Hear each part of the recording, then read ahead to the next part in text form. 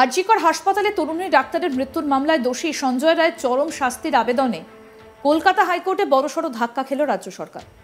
সঞ্জয় রায়ের চরম শাস্তি চেয়ে হাইকোর্টে মামলা করেছিল রাজ্য, সেই আবেদন খারিজ করে দিল হাইকোর্ট। একই দাবিতে মামলা করেছিল সিবিআইও, তাদের মামলাটি গ্রহণ করেছে আদালত। হাইকোর্ট জানিয়েছে সঞ্জয় রায়ের চরম শাস্তির আবেদন করে মামলা করার এখতিয়ার নেই রাজ্য সরকারের, তদন্তকারী সংস্থাই আবেদন করতে পারে। অন্যদিকে আরজিকর কাণ্ডে পুনরায় তদন্ত চেয়ে সুপ্রিম কোর্টে দ্রুত শুনানির আবেদন করলেন অভয়ার মা বাবা।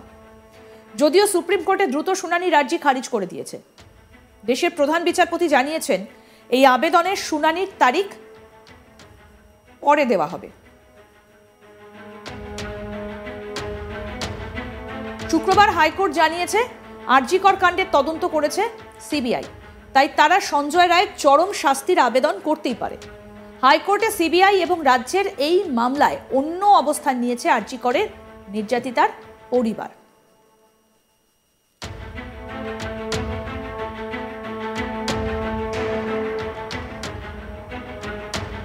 আরজিকর হাসপাতালে তরুণী ডাক্তারের মৃত্যুর মামলায় দোষী সাব্যস্ত সঞ্জয় রায়ের চরম শাস্তির আবেদনে কলকাতা হাইকোর্টে এবার বড়সড় ধাক্কা খেল রাজ্য সরকার। সঞ্জয় রায়ের চরম শাস্তি চেয়ে হাইকোর্টে মামলা দায়ের করেছিল রাজ্য, আর সেই আবেদনই খারিজ করে দিল হাইকোর্ট। এই বিষয়ে আমাদের দুই প্রতিনিধি অনির্বাণ এবং মানুষ কি প্রতিবেদন তুলে ধরলেন এবং তাদের সঙ্গে কথোপকথনে কি উঠে এলো শোনাবো। এই মুহূর্তে দাঁড়িয়ে একটা বড় রায় হলো এবং আমরা দেখলাম যে বলা যেতে পারে রাজ্যের মুখ পুরল। সিবিআই এর আবেদন ইতিমধ্যেই কিন্তু গ্রহণ করা হয়েছে, যে মৃত্যুদণ্ড বা উচ্চতর শাস্তির জন্য যে আবেদন করেছে তাদের সিবিআই এর আবেদন গ্রহণ করা হলো, কিন্তু রাজ্য সরকারের আবেদন গ্রহণ করা হলো না। বিস্তারিত জানাও। একদমই ঠিক বলেছে অনির্বাণ। আমি বলি যে শিয়ালদা আদালত, আমরা জানি যে 20 জানুয়ারি শিয়ালদা আদালতের বিচারক অনির্বাণ দাস তিনি আরজিকরের যে নৃশংস ঘটনা ঘটেছিল সেই ঘটনায় অন্যতম মূল অভিযুক্ত সঞ্জয় রায়ের আমৃত্যু কারাবাসের নির্দেশ শুনিয়েছিলেন। তড়িঘড়ি রাজ্যের তরফে সেই নির্দেশের বিরুদ্ধে কলকাতা হাইকোর্টে আপিল জানানো হয়েছিল।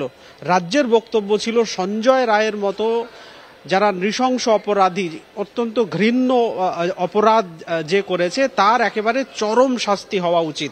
সেই চরম শাস্তি মানে কি রাজ্যের বক্তব্য ছিল, এবং সেই আবেদনে রাজ্য সরকার কলকাতা হাইকোর্টের দ্বারস্থ হয়েছিল। প্রথম কলকাতা হাইকোর্টে রাজ্য সরকারই আপিল করে, এরপর সিবিআই এর তরফেও একটা আপিল করা হয়েছিল। কলকাতা হাইকোর্টের ডিভিশন বেঞ্চ বিচারপতি দেবাংশু বসাক ও বিচারপতি মোহাম্মদ সাব্বার রশিদির ডিভিশন বেঞ্চে বেশ কয়েকদিন এই বিষয়ে শুনানি হয়, যেখানে দুতরফ রাজ্য এবং সিবিআই এর তরফে সওয়াল করা হয়েছিল। দুতরফই তাদের আত্মপক্ষ সমর্থন করে জানিয়েছিল। রাজ্যের বক্তব্য ছিল যে হ্যাঁ, তাদের যে আপিল সেই আপিল গ্রহণযোগ্য, সেই আপিল আদালত কলকাতা হাইকোর্টের গ্রহণ করা উচিত। অন্যদিকে সিবিআই এর তরফে বক্তব্য ছিল যে এই ধরনের আপিল গ্রহণযোগ্য নয়। শেষ পর্যন্ত বলা যায় যে দায়িত্ব ছিল কলকাতা হাইকোর্টের। আজকে কলকাতা হাইকোর্টের ডিভিশন বেঞ্চ নির্দেশ দিয়েছে এবং সেখানে পরিষ্কার জানিয়েছে রাজ্যের যে আপিল সেই আপিল খারিজ করা হচ্ছে, কিন্তু সিবিআই যে আপিল করেছিল ক্যাপিটাল পানিশমেন্টের দাবিতে অর্থাৎ চরম শাস্তির দাবিতে সেই আপিল গ্রহণ করা হয়েছে। তবে ফলে বলা যায় যে কার্যত রাজ্যের কোথাও রাজ্য যে আপিল করেছিল সেই আপিল খারিজ হয়ে গেল। রাজ্য ভবিষ্যতে সুপ্রিম কোর্টে মুভ করতে পারে কিনা বা যাবে কিনা সেটা পরবর্তীতে আমরা জানতে পারবো। তবে আমরা যেটা আইনজীবীদের সূত্রে জানতে পাচ্ছি, রাজ্য হয়তো সুপ্রিম কোর্টেও এই নিয়ে আবেদন জানাতে পারে। একেবারেই মূলত এটাই বোঝা যাচ্ছে যে কোথাও গিয়ে রাজ্য সরকারের মুখ পুরল। এবং শুধু তাই নয়, একটা জিনিস বিশেষভাবে আমাদের দেখার বিষয় রয়েছে যে এই যে আরজিকরের সামগ্রিক ঘটনা যখন প্রথম থেকে চলে আসছে তখন থেকেই কিন্তু রাজ্য সরকার বা কলকাতা পুলিশ হোঁচট খেয়েছিল, এবং সেই সময় আমরা দেখি যে সুপ্রিম কোর্ট তখন এবং হাইকোর্টও আবেদন একেবারে বলে দিয়েছিল সরাসরি যে কোথাও গিয়ে এই মামলা সিবিআইয়ের হাতে তুলে দিতে হবে কলকাতা পুলিশের থেকে। এবং ঠিক তখন থেকেই কিন্তু একটা রাজ্য এবং কেন্দ্র সংঘাত শুরু হয়, এবং মুখ্যমন্ত্রী মমতা বন্দ্যোপাধ্যায় অনেকবার বলেছেন যে কোথাও গিয়ে সিবিআই ফেল, সিবিআই ঠিক মতন কাজ করতে পারেনি, সিবিআই পারেনি, এমন সাজা দেওয়াতে পারেনি, এমনটা কিন্তু তিনি তাদের দাবি। এবং মূলত রাজ্যের তরফে বা রাজ্যের একেবারে রুলিং পার্টি তৃণমূল কংগ্রেসের তরফে এমনটাই বারবার করে দাবি করা হয়েছে। কিন্তু তারই মধ্যে একটা জিনিস জানবো যে মূলত কোন কোন গ্রাউন্ড মূলত বোঝা যাচ্ছে, কারণ আমরা জানি যে এর আগে রীতিমধ্যেই সিবিআই তারা যেহেতু তৎপরভাবে এই যে কেসটা গোটা কেসটাকে দেখছিল, সে কারণে তারা আবেদন জানান যে রাজ্য সরকার এখানে হস্তক্ষেপ করতে পারে না। এবং কিছুটা যখন হিয়ারিংও হয় তখনও কিন্তু কোর্টের তরফেও ঠিক এমন ধরনের কথাই কিছু বলা হচ্ছিল যে যখন সিবিআই তাদের ইনভেস্টিগেশন চালাচ্ছে তখন কিন্তু কোনো অন্য পার্টি হস্তক্ষেপ করতে পারে না।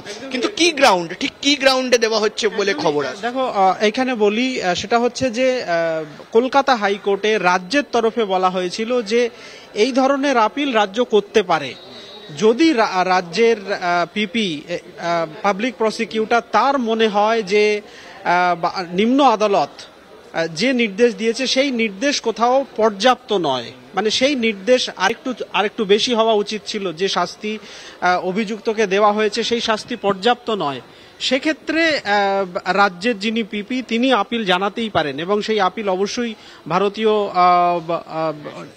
ন্যায় সংহিতা নয়, রাজ্য তরফে যেটা বলা হয়েছিল যে দিল্লি পুলিশ এস্টাবলিশমেন্ট অ্যাক্ট বলে একটি অ্যাক্ট আছে, যে অ্যাক্টের 417 ধারা অনুযায়ী রাজ্যের এই আপিল করার অধিকার আছে। কিন্তু সিবিআই এর তরফে বলা হয়েছিল যে সিবিআই তারা প্রথম থেকে এই মামলার প্রথম থেকে নয়, প্রথমে কলকাতা পুলিশ এই বিষয়ে তদন্ত করছিল। 13ই অগস্ট কলকাতা হাইকোর্টের নির্দেশে এই তদন্ত যায় বা সিবিআই এর হাতে, সিবিআই তারপর এই ঘটনা তদন্ত করছিল, সেখানে সমস্ত নথি সিবিআই এর হাতে রয়েছে, সিবিআই পুরো বিষয়ে তদন্ত করেছে। রাজ্য সরকার নিম্ন আদালতে এক তো আপিল এই বিষয়ে কোনো পার্টি হওয়ার যে আবেদন করা হয় যে মামলায় অন্তর্ভুক্ত হওয়ার, সেটা করেনি প্রথমত। দ্বিতীয়ত রাজ্যের তরফে প্রথম থেকেই সিবিআইকে অসহযোগিতা করা হয়েছে। এইটা রাজ্যের সিবিআই এর যিনি আইনজীবী অ্যাডিশনাল সলিসিটর জেনারেল যিনি ছিলেন কলকাতা হাইকোর্টে, তিনি বলেছিলেন যে রাজ্য প্রথম থেকে এক তো অসহযোগিতা করেছে এই মামলায়, দ্বিতীয়ত রাজ্য এই নিম্ন আদালতে এই মামলায় কিন্তু পার্টি হওয়ার আবেদনটুকু পর্যন্ত জানায়নি। তাহলে রাজ্য কেন এখন হঠাৎ করে রাজ্যের কি এমন হলো যে রাজ্য তড়িঘড়ি ক্যাপিটাল পানিশমেন্টের দাবিতে আপিল জানাচ্ছে? সেই এতে যদিও বিচারপতি বা সিবিআই এর যিনি লয়ার ছিলেন অ্যাডিশনাল সলিসিটর জেনারেল, তার কাছে প্রশ্ন করেছিলেন যে যদি সিবিআই আপিল না করে তাহলেও কি রাজ্যের অধিকার নেই আপিল করার? তারপর যদিও বিচারপতি ডিভিশন বেঞ্চ এই মামলায় নির্দেশ না দিয়ে স্থগিত রেখেছিল রায়দান, কিন্তু আজকে যখন নির্দেশ দেওয়া হয়েছে সেখানে পরিষ্কার জানানো হয়েছে যে রাজ্যের আপিল খারিজ করা হচ্ছে, আইন সঙ্গত নয় রাজ্যের আপিল, এবং সিবিআই যে আপিল করেছিল সেই আপিল গ্রহণ করা হচ্ছে। অর্থাৎ পরবর্তীতে সিবিআই যে আপিল জানিয়েছে সঞ্জয় রায়ের ক্যাপিটাল পানিশমেন্টের দাবিতে, সেই বিষয়ে ফের কলকাতা হাইকোর্টে হিয়ারিং হবে। আপাতত সেদিকে আমাদের লক্ষ্য থাক। আরো আপডেট পেতে দেখতে থাকুন আজ তাক বাংলা, সাবস্ক্রাইব করুন, নোটিফিকেশন পেতে বেল বাটন অপশন প্রেস করুন, হোয়াটসঅ্যাপেও ফলো করুন আজ তাক বাংলা।